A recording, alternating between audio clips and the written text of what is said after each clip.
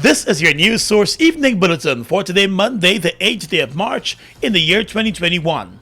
I'm Gordon Mosley, thanking you for joining us. Here's what we're tracking tonight. As Guyana joined the rest of the world today in observing International Women's Day, the Human Services Minister is encouraging the nation to celebrate the acts of courage and determination by ordinary women. While noting that no country has fully achieved the promise of gender equality, Minister of Human Services Dr. Vindhya Prasad said that it is even more frightening that the trend of misrepresentation to all forms of women-centered discourse, activity, and empowerment is still alive. It is up to each and every one of us as social actors to dismantle the stereotypes and prejudice that feed inequality between women and men. No contribution is too small.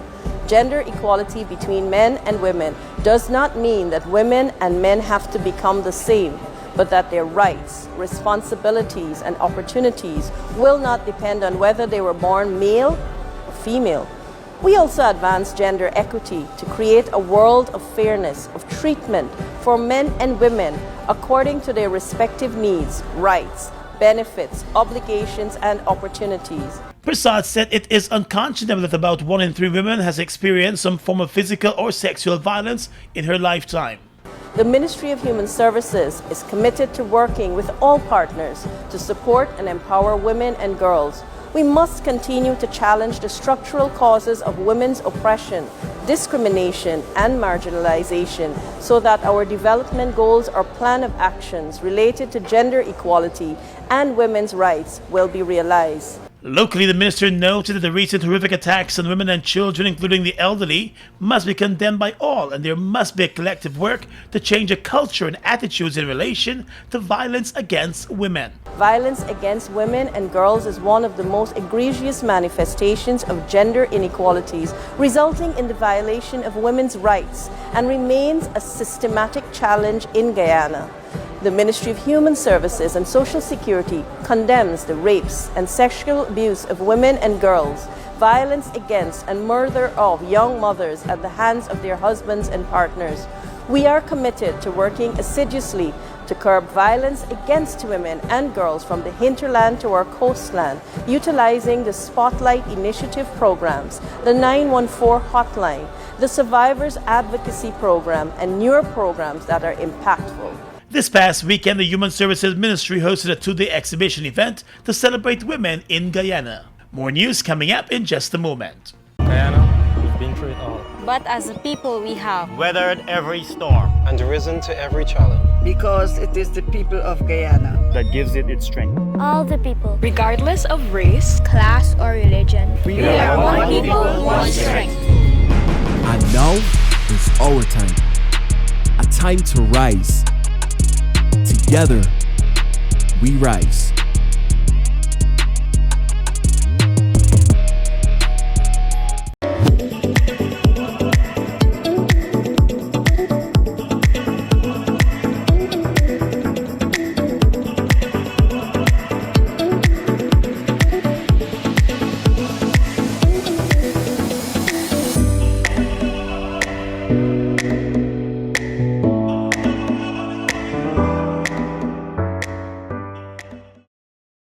Farfan and Mendez Group of Companies are committed to promoting development through quality service and integrity. We offer our customers genuine products, reliability, and excellence in service. Our corporate head office at Providence affords you the added convenience of a spacious showroom with secured parking. At Farfan and Mendez, we continue to offer our customers a wide range of genuine and affordable German-engineered equipment.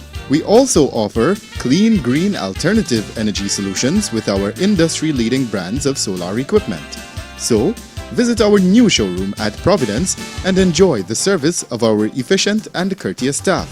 Farfan and Mendez, offering you solutions you can depend on. You taste the cheese, you hear the crunch. Grab a zoomers and zoom into fun. And with the first taste, you feel like you don't want it done. Blast off to a whole new place with every single bite. The cheesy goodness bring your taste buds alive. So let's just zoom into fun with this wheel-shaped light. Zoomers, zoomers, zoom into fun. Try Fina.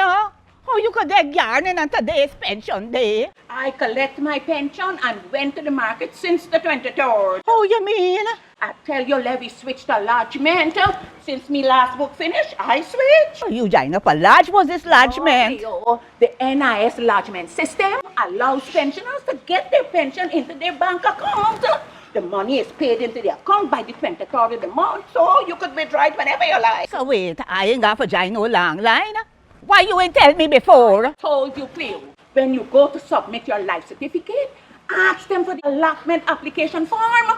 When you complete it and the bank verify it, then NIS is going to process it. After they process it, your money will be in your account. Well, all right, I going there now.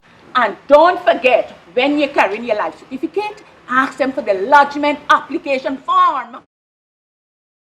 For further information, please visit the website at www.nis.org.gy, the National Insurance Scheme Facebook page, or your nearest NIS office. This is Annie Bina. She's a clothing designer. She also likes to hang out with her friends. However, a life-changing event is about to occur. The mosquito that bit Annie Bina is infected with a tiny worm that causes lymphatic filariasis, also known as filaria. But what is filaria?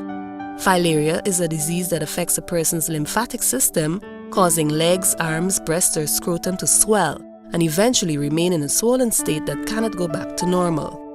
Filaria shows no symptoms during the early years. Untreatable chronic symptoms can appear as late as 20 years after infection. Since there are no symptoms in the beginning, most infected persons do not know they're infected, like Annie Bina.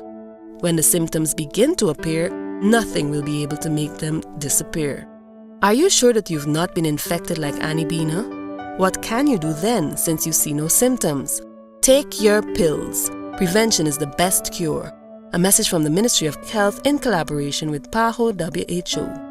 We are legions of men standing strong, but never too proud to stoop and help someone. We must send a clear signal to all. Do right, walk in upright ways, knowing that's what being a man is all about. And ever aware that things will only get worse when good men do nothing. Stand strong, be the one to live right. Mom, what are you doing with GPL on your list? Child, you forgot I have to pay GPL? You got time with GPL. I have to keep these lights on. The customers who think in that manner and refuse to honor their obligation to GPL are obviously not playing their part in ensuring quality service delivery. So, I will continue to pay my GPL bill on time, every time. I recognize the value of your point, Mom. You were right.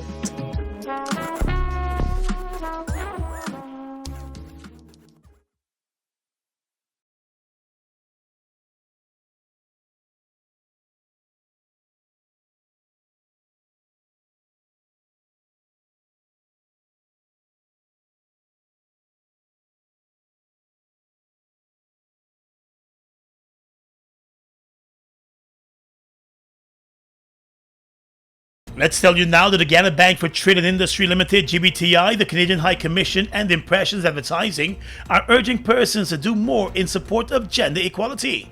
The I Love Guyana sign outside GBTI headquarters in Kingston has added a challenge board in recognition of International Women's Day. Persons are being encouraged to visit the sign and leave their messages of support for women in Guyana. Canadian High Commission's Senior Trade Commissioner Jake Thomas was one of the first persons to sign the challenge board. He said while substantial progress has been made over the years to advance the rights of women, there's still lots more to be done. Substantial progress has been made since we celebrated the first International Women's Day in the early 20th century.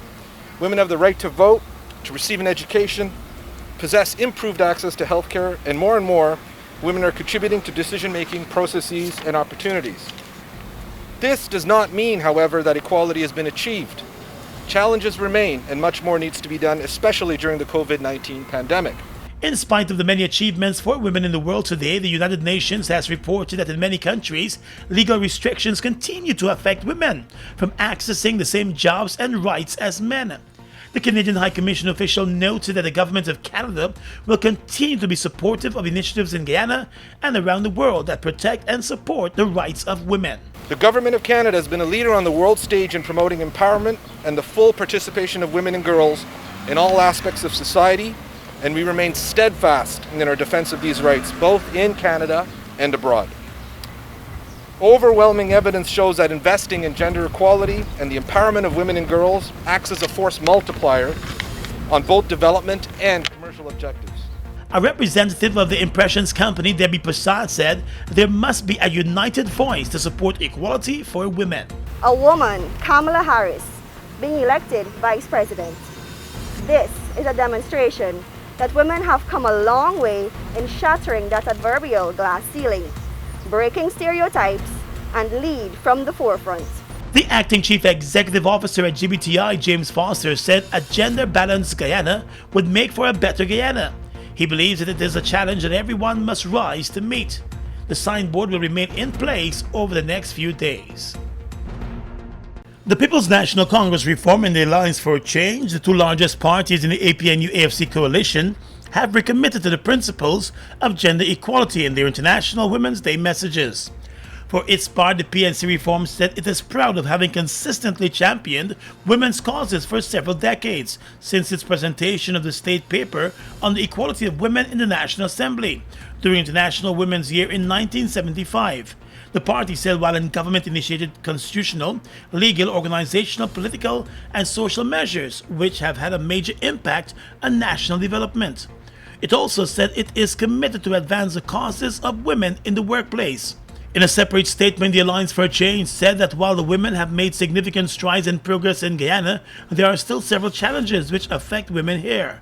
The AFC noted that as it relates to the struggles faced, recognition on International Women's Day or Mother's Day are just not enough to overcome the challenges. This year's International Women's Day observance was held under the theme, Women in Leadership Achieving an Equal Future in a COVID-19 World. The Sol Guyana company is denying allegations that it has been abusing duty exemptions in Guyana, thereby robbing the state of millions of dollars in taxes. In a statement on Sunday, the oil company said the allegations are false, highly misleading, and damaging, and the company has already commissioned an independent probe, which found that it is in compliance with the duty-exempt importation regulations. The company's response came in wake of reports that when it imported duty-free fuel for some large companies, it brought in more fuel than the companies requested. Sol has denied that accusation and has stated that it has robust procedures in place to ensure that they remain in compliance with their duty obligations as well as other legal and corporate responsibilities. The company said it is a safe and reliable supplier of fuels and energy solutions to the people of Guyana and will vigorously defend the strong reputation it has built over many years against libelous and damaging statements. While information on the issue is suspected to have been leaked by the Guyana Revenue Authority, the Revenue Collection Agency has not issued any formal statement on the matter. The government of Guyana has accepted a gift of 80,000 doses of the AstraZeneca coronavirus vaccine from the government of India. Prime Minister Mark Phillips, the Foreign Minister Hugh Todd, the Health Minister Dr. Frank Anthony, and the Indian High Commissioner were all at the Chetty Jagan Airport on Sunday to receive the vaccines. The Prime Minister said the vaccines will see the continuation of Phase 2 of the government's efforts to combat the COVID-19 pandemic in Guyana. Now, Phase 2 offers a better way of dealing with the disease. Phase 2 is the vaccination. And for every Guyanese, let me put it simply. If you have the vaccine, it means you can be guarded against dying from COVID-19. You may contract COVID-19, but because you have the vaccine, it can prevent you from dying from COVID-19. The Health Minister, Dr. Frank Anthony, noted that Guyana is currently in discussions with the government of India and other partners to procure more vaccines. Indeed, we have been looking at other opportunities to procure more vaccines. With the vaccines that we currently have, we have about 100,000 now, That would help us to immunize at least about 50,000 people because we are doing 2 doses. And so this is not going to be enough if we want to reach herd immunity by the end of the year. And definitely we have to be able to procure more vaccines. Dr. Anthony also said Guyana is set to receive more than 100,000 vaccines shortly from the COVAX initiative. The Indian High Commissioner to Guyana said the donation further strengthens the relationship between Guyana and India. These 80,000 doses are signifying the depth of our friendly relationship with Guyana and also shows our commitment to the world as a first responder to this crisis across the world. India has provided more than 36 million vaccines to 35 countries, and the UN health workers and peacekeepers have also benefited from the generosity of India. The government, through the Attorney General's chambers, has approached the High Court with hopes to recover several acres of lands at Plantation Rheinfeldt, Greater Georgetown, from a city businessman. The government's contention is that the owner of Car Care Enterprises, Wilfred Branford, acquired the lands below market value, and at the same time of the transaction, Mr. Branford was a director of the Guyana Lands and Surveys Commission's board, and it was the same agency that was responsible for issuing the lands to Mr. Branford. Attorney General Anil Nandlal is arguing that the state is the lawful owner of the properties. The parcels of land were reportedly sold to Bransford for $13.5 million. Mr. Nandlal submitted to the court that a review of the transaction and the similar transactions showed that similar parcels of land in the same vicinity were sold by the government for as much as $150 million. Further, it is the contention of Mr. Nandlal that the transaction is illegal, unlawful, and amounts to fraud. As a result, he has asked the court to issue several orders and is claiming damages in excess of $500 million from the former head of the Lands and Surveys Commission, Trevor Ben, and the chief valuation officer. Nandlal also submitted that former Commissioner Ben abandoned internal processes with respect to the sale of state lands, since there was no competitive bidding, and the process was sanctioned by the Commissioner. The Attorney General is also asking the court for an order compelling Branford to give up possession of the lands. Nandlal had initially written to the businessman, issuing him with an ultimatum to give up the lands or face court action. The businessman did not give up any land. The Guyana Police Force announced this morning that it was forced to arrest the owners of 3 bars located at the Giftland Mall Entertainment Strip over the weekend for breaches of the COVID-19 regulations. The 3 were released on station bail but are expected to face charges in court tomorrow. The Guyana Police Force reminded that the COVID-19 regulations allow for bars to be open with 40% capacity up to 9:30 p.m. The force said it begins its enforcement after 9:30 p.m. This past Saturday, ranks visited the Giftland Mall Entertainment Strip and found the bars operating after 10. The bars were immediately closed down and the owners arrested. The police said the night before the same owners were warned about operating beyond the allowed hour. The police force rejected claims by the Giftland owner Roy Bepat that the mall is being targeted for enforcement of the COVID-19 regulations. The force said it has never sought to force the closure of the entertainment spots before the gazetted time for closure. Well, it appears as though the drug pushers in Guyana appear to be stopping at nothing to get the cocaine out of the country, with dried salt fish being their latest failed effort. The Customs Anti-Narcotics Unit has announced the arrest of 6 persons following the discovery of more than 7 pounds of cocaine that was stashed in a shipment of salt fish that was destined to Miami. Details of those arrested have not been released, but according to Kanu, the bust took place this morning at the Chelly Jagan Airport in the cargo area. The cocaine was wrapped in 280 pieces of plastic-wrapped pencil-shaped parcels and hidden in the bones of the saltfish that was set for export. In total, the parcels carried a combined weight of 3.3 kilograms. The operation appeared to have been carefully planned, and investigators believe it must have taken some time to wrap the cocaine in the small parcels and then insert them into the pieces of salt fish in place of the bones. An investigation into the bust is ongoing, and there could be additional arrests. Guyana, we've been through it all. But as a people, we have weathered every storm and risen to every challenge. Because it is the people of Guyana that gives it its strength. all the people, regardless of race, class, or religion. We are one people, one strength. And now is our time. A time to rise. Together, we rise.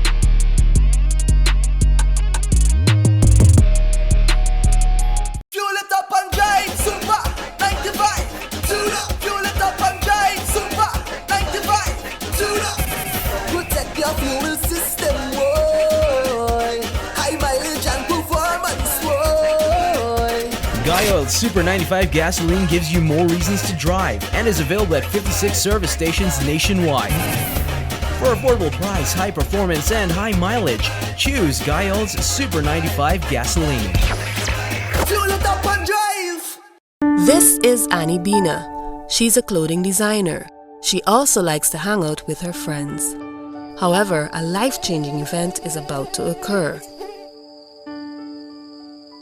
The mosquito that bit Annie Bina is infected with a tiny worm that causes lymphatic filariasis, also known as filaria. But what is filaria? Filaria is a disease that affects a person's lymphatic system, causing legs, arms, breasts, or scrotum to swell and eventually remain in a swollen state that cannot go back to normal. Filaria shows no symptoms during the early years. Untreatable chronic symptoms can appear as late as 20 years after infection.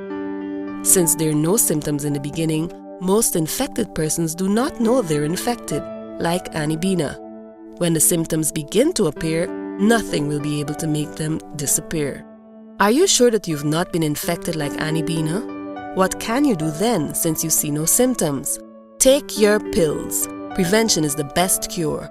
A message from the Ministry of Health in collaboration with PAHO WHO.